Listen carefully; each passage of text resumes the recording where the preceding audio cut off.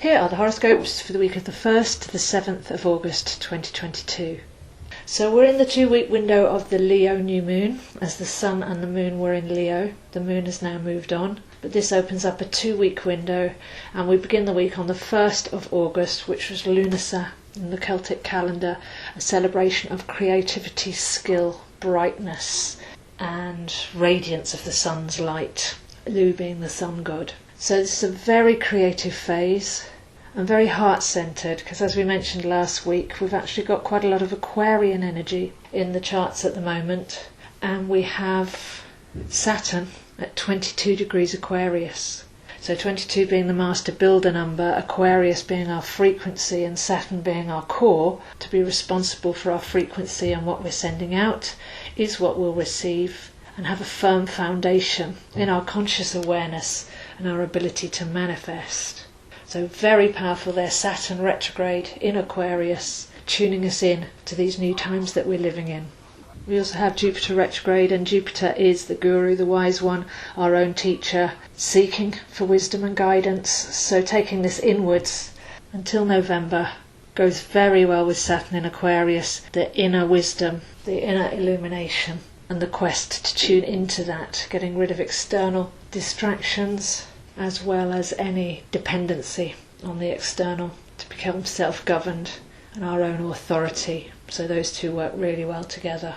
Jupiter expands, so this feels like a journey into our inner universe. We're much bigger on the inside than the world is on the outside. So it's a real sacred journey back to soul essence and true self. But the biggest combination in these charts at the moment is Mars is meeting with Uranus and the North Node, all at 18 degrees Taurus. So for a couple of years now, Uranus has been deconditioning our heart from toxic programming and conditioning, and helping us to liberate ourselves, especially in the emotional realms, bringing in a great sense of self-worth and self-love, gratitude and appreciation, which then does have a positive effect on relationships as well, because the better we are in ourselves, the more authentically we're able to relate with others. To have Mars there as well lights the spark. So Mars is the spiritual warrior. Anything of the ego, of frustration, of repressed anger will get burnt out under this combination and purified by Uranus, all helping us to be sovereign, independent beings. And then the North Node's there as well. Now the North Node is where we all are collectively as a group. So we may see that in the external field as well. There may be things that come up that show us that mirrored back from the outside. Because if we all consider that we are contributing, then we go and do our own inner work. But there's certain times when we reach critical mass on the outside. If enough people raise their level of consciousness, then that can actually raise the level of consciousness for the whole group. So really wonderful, powerful energies around this week to stay focused within. Focus on your own vibration, burning out any stories of the personality and old structures and dependencies, lighting the heart spark, truly knowing yourself, and enjoying the journey to self-knowing, which is ever unfolding in many layers with that Jupiter retrograde as well. So there's a sense of soul flame, tending the inner flame, taking care of the spark, knowing your passion and your excitement, your motivation and your uniqueness, and honouring all of those pure aspects of ourselves. So a really profound week. We've got Mercury moving into Virgo on the 4th. So Mercury's been moving through Leo for the last few weeks, but when Mercury goes into Virgo, we start to get a feeling of that back to school. The summer's on its way out. I've had a rest. I've had lots of nice social times.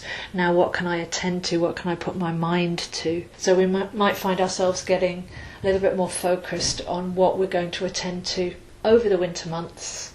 And given what we've been talking about with all this Aquarian energies, then that would be a really well-placed use of our energies, would be to attend to something that's deeply important, that has cosmic roots, that's got eternal truths at the base, and that can really help us know and embody our true essence. Because what I find is there's so many courses, there's so many workshops, there's so many books. The temptation is to do the workshop or read the book and then just think, oh, that was nice, and move on, but not to actually apply ourselves to what have I learnt here and how can I actually use that in a practical way to make my life better, or to keep stripping away whatever it is that I want to release. So I did make a series of videos last year, Transcending the Negative Mind. There's lots of practical tips and tricks there onto how to get our minds to work for us. And Mercury rules Virgo, and it can be a little bit too much overthinking and intellectual. Astrology would be another great thing to turn our attention to, really profound life tool, along with tarot as well.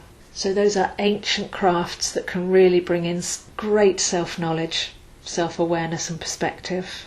So the motto of Aquarius is know thyself, and we may be called by the end of the week to turn our mental focus, to get our mind to work for us, not against us, and to actually embark on a journey of self-knowledge. And Virgo is the school year, so plot a course through the winter months to spend our time productively learning and growing and taking our light inwards to explore the universe within. So if you'd like to learn astrology or tarot, I am available for custom courses. Can include numerology as well, work with your chart and work at your own pace and level. If you'd like to look at these energies and where they're happening for you, I'm very happy to offer a reading where you do get to learn your chart as we go along as well. And if you've got any issues that are ready to come up and be let go of, to liberate yourself and to find that purity and that simplicity that Aquarius demands, then I do offer coaching sessions as well.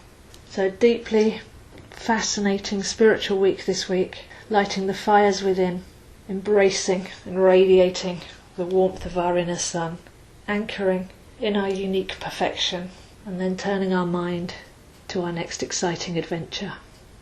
So if you'd like to contact me, zoehines7@gmail.com. I post on Instagram @zoehines7, on Facebook @astrozo, and these videos and more, including Transcending the Negative Mind series, are on my YouTube channel, Zoe Astro. So wishing you a wonderful week, and I'll see you next week.